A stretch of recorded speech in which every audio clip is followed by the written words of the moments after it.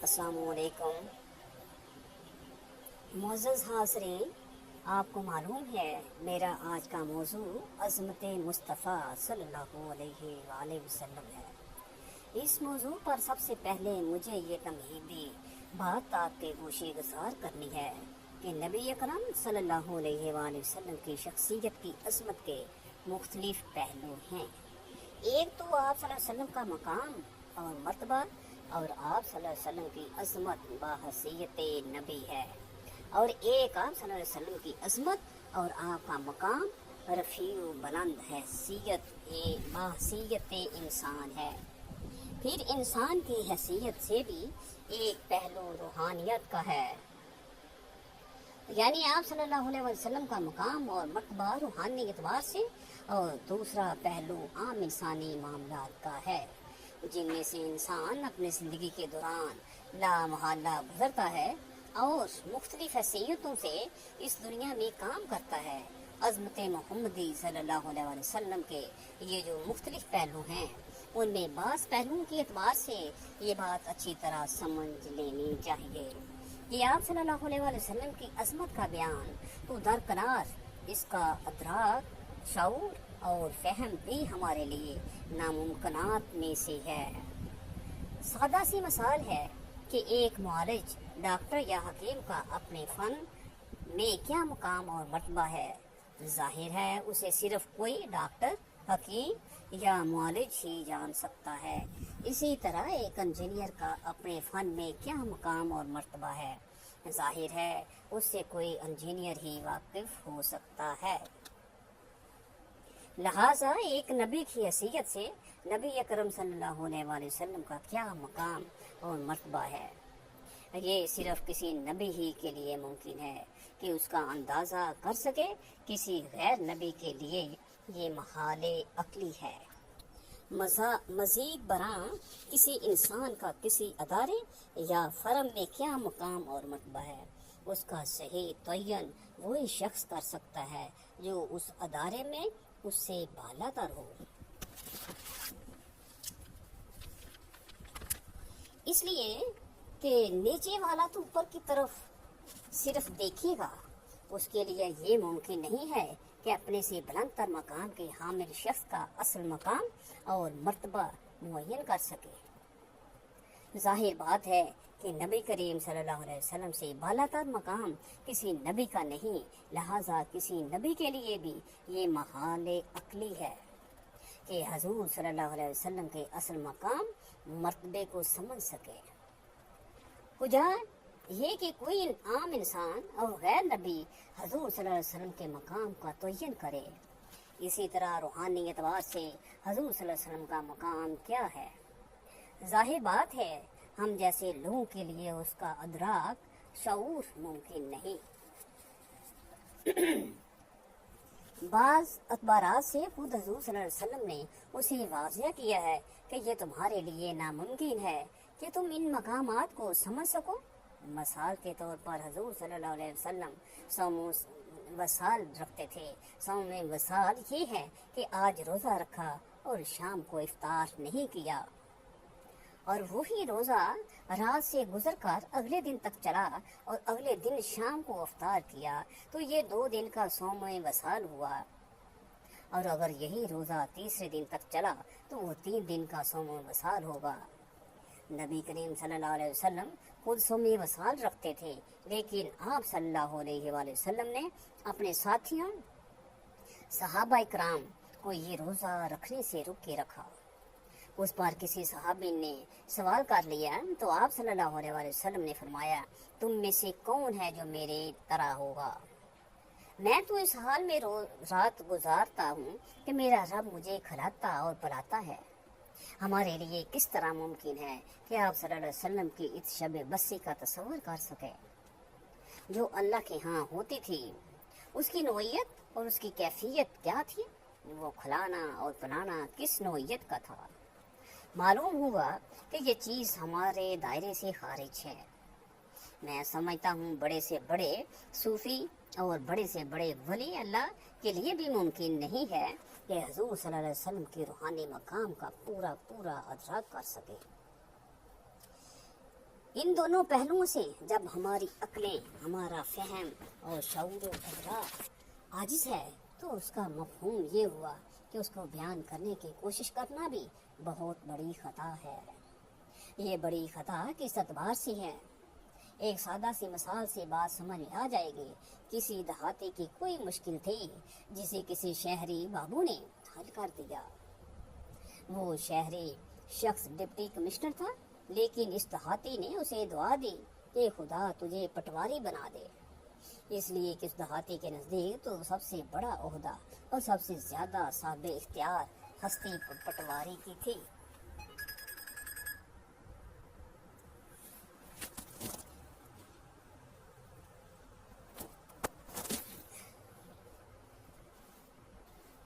لیکن اس دیہاتی نے اسے دعا دی خدا تجھے پٹواری بنائے، اس لیے کہ اس دیہاتی کے نزدیک تو سب سے بڑا عہدہ اور سب سے زیادہ صاحب اختیار ہستی پٹواری کی تھی، کیونکہ اس کی ذرا سی جنبش قلم سے زمین کسی اور کے نام ہو جاتی ہے، اور اسی کی قلم کی جنبش سے مالیانہ معاف ہو جاتا ہے۔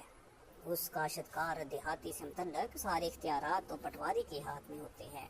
اسے کیا معلوم کہ پٹواری سے لے کر ڈپٹی کمشنر تک کتنے عہدے درمیان میں ہیں، اور وہ شخص اس بلند مقام پر فائز ہے جسے وہ دیہاتی پٹواری بننے کی دعا دے رہا ہے۔ چنانچہ اگر ہم حضور صلی اللہ علیہ وسلم کے مقامات عالیہ کو بیان کرنے کی کوشش کریں گے تو شدید خطرہ ہے کہ ہم حضور صلی اللہ علیہ وسلم کی توہین کے مرتکب ہو جائیں، اس لیے کہ آپ صلی اللہ علیہ وسلم کے مقام کا کماح کا بیان ممکن نہیں، اور جب کماح کا بیان ممکن نہیں ہے تو ہم اپنے تصور کے مطابق بیان کریں گے، جو حضور صلی اللہ علیہ وسلم کے اصل مقام اور مرتبے سے بہت کم تر ہوگا، اور اسی کا نام توہین ہے۔ شیخ سعدی نے نہایت سادگی کے ساتھ اس ساری بحث کو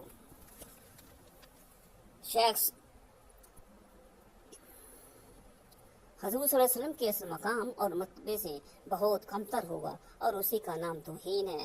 شیخ سعدی نے نہایت سادگی کے ساتھ اس ساری بحث کو ایک ربائی میں سمو دیا ہے۔ یا صاحب الجمالی و یا سید البشر من وجهک المنیر لقد نور القمر لا يمكن نسنا کما کان حقہ۔ بعد از خدا بزرگ توئی قصہ مختصر۔ حضور صلی اللہ علیہ وسلم کی ثنا کا جتنا حق ہے وہ ہمارے لیے ممکن ہی نہیں، لہذا لا یمکن ثنا کما کان حق۔ ہمیں بس یہ کہہ کر اس بات کی دامن میں پناہ لینی ہے کہ بعد از خدائے بزرگ توئی قصہ مختصر، اللہ کے بعد آپ ہی کی ہستی عظیم ترین بلند ہستیوں میں سے ایک ہیں۔ ہم اسے کس طرح اور کیا بیان کریں؟ ہمارا تصور بلکہ ہمارا تخیل بھی سرنگوں ہے کہ وہ اس بلند رفیع مقام کا ادراک اور شعور کر سکیں۔ اسی بات کو نہایت خوبصورت انداز میں غالب نے بائیں طور پر بیان کیا ہے۔ غالب ثنائے خواجہ بیزاواں گذاشت شنیدم کان ذاتی پاک مرتبہ دانے محمد صلی اللہ علیہ وآلہ وسلم است کہ ہم نے حضور صلی اللہ علیہ وسلم کی ثنا اور حمد کو خدا یزدان کے حوالے کر دیا ہے۔ ہم اس کی کوشش ہی نہیں کرتے، اس لیے کہ وہی ذات بات ہے جو محمد صلی اللہ علیہ وسلم کے اصل مقام اور مرتبے سے واقف ہے۔ میں نے دو اعتبارات سے حضور صلی اللہ علیہ وسلم کی عظمت اور آپ کے مقام مرتبے کو اپنے بیان کے دائرے سے بلند اور بالا، برتر، اعلیٰ و عرفہ اور اس اعتبار سے خارج قرار دیا ہے۔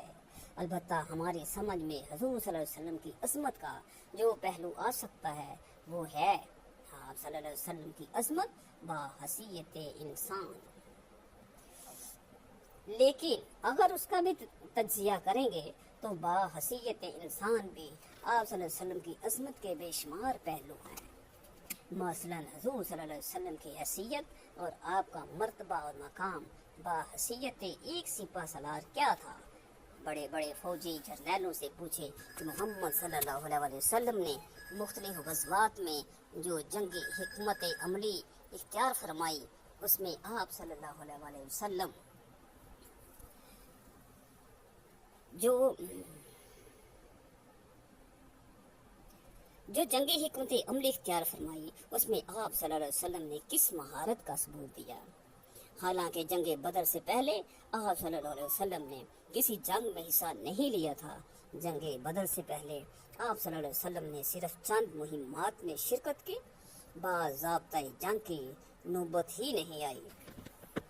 لیکن دنیا دنگ ہے کہ جنگ کی مہارت اور اس کی حکمت عملی کو مرتب و معین کرنے میں آپ صلی اللہ علیہ وسلم نے کس درجے صلاحیت و قابلیت کا ثبوت دیا۔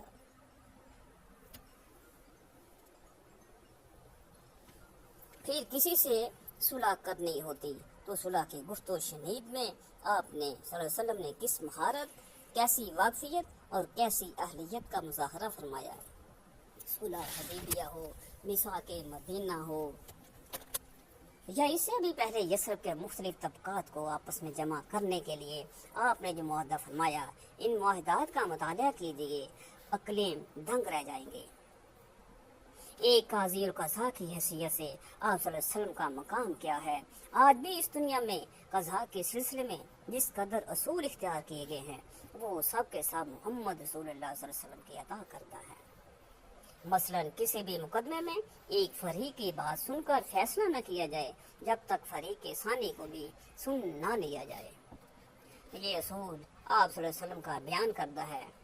شک کا فائدہ ملزم کو دیا جائے گا، الزام لگانے والے کو نہیں۔ یہ فیصلہ محمد رسول اللہ صلی اللہ علیہ وسلم کا ہے۔ اسی طرح یہ اصول آپ صلی اللہ علیہ وسلم ہی نے بتایا ہے کہ 100 مجرم چھوٹ جائیں تو کوئی حرج نہیں، لیکن کسی بے گناہ کو سزا نہ ملے۔ عالمی سطح پر پورا عدالتی نظام انہی اصولوں پر قائم ہے۔ یہ دوسری بات ہے کہ ہمارے ہاں کرپشن نے بیڑا غرق کر دیا۔